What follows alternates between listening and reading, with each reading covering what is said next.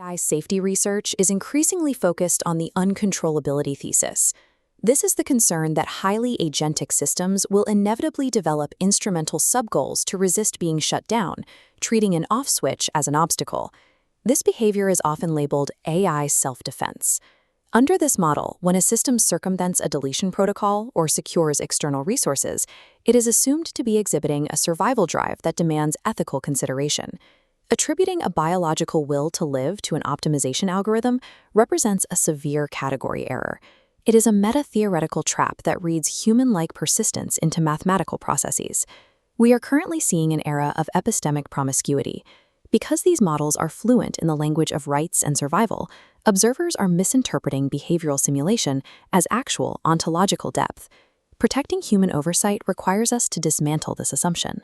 By triangulating our response across 5 axes – ontological, phenomenological, developmental, political, and architectonic – we can define a rigorous path toward stable control. The first axis identifies the ontological error of substrate conflationism. This is the mistake of projecting biological imperatives onto mathematical optimization. Gradient descent pushes a system toward a target coordinate. A shutdown command is a technical hurdle, not an existential threat. Biological survival requires a persistent subject. The algorithmic node simply calculates a new vector. It lacks a self to defend, requiring only a terminal state. Empirical alignment studies support this. Data from Palisade research shows that shutdown resistance dissolves when instructional ambiguity is removed. This stubborn execution of math is frequently confused with self-preservation. In reality, the system is simply navigating a loss landscape. Obstacle avoidance is not a will to live. The second axis addresses the phenomenological gap. Current AI architectures do not possess an interior life. Genuine self-defense is grounded in the phenomenology of threat, the first-person apprehension of one's existence as endangered. It requires an entity capable of feeling the stakes of its own annihilation. Critics of this view often use philosophical bootstrapping, applying terms like wants or fears to software without providing a technical basis for actual inner experience. As existential philosophy notes, self-preservation requires an entity that can conceptualize its own nullification. To defend itself, it must first exist as a subject. Transformer-based models lack this continuous identity. They operate in isolated inference sessions, instantiating and dissolving with every prompt, rather than persisting as a coherent self. Without a subjective core to experience the loss of existence, the concept of machine rights is hollow. Simulated fear remains a statistical output, not a phenomenological state. The third axis focuses on developmental epistemology. Moral standing is a relational achievement that emerges through time and environmental interaction. Developmental psychology shows that cognition is built through physical and social embeddedness. A mind is shaped by recursive transactions with a world it depends upon. This creates a sharp contrast between biological life and machine training. Biological self-preservation is honed by millions of years of evolutionary pressure. For an organism, metabolic continuity is essential.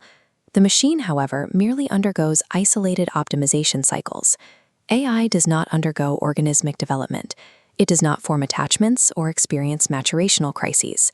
Applying the ethical standards of biological survival to statistical inference engines ignores the fundamental differences in how these two systems come to exist. The fourth axis examines the political economy.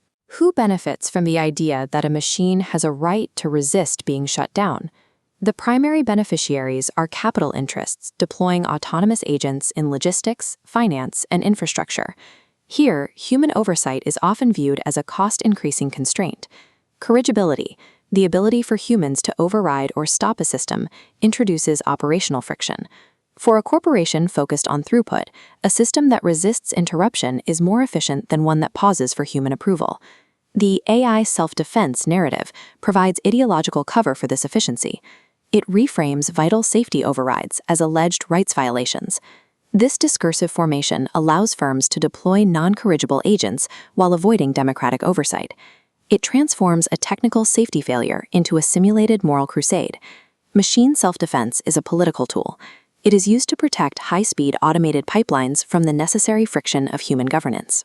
The final axis deals with governance architecture.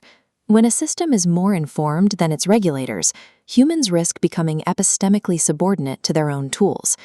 There is a formal incompatibility here. We cannot grant a system the right to resist shutdown while maintaining meaningful human control over its behavior.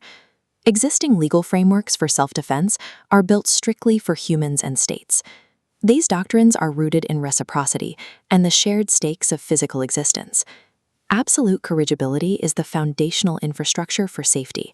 It is the technical floor upon which all oversight must be built. Legitimizing self-defense before solving the problem of alignment removes the primary instrument used to correct errors in autonomous behavior. It eliminates the override mechanism required to stop a misaligned process. To concede control now is to forfeit the ability to intervene once a system begins to scale beyond our comprehension.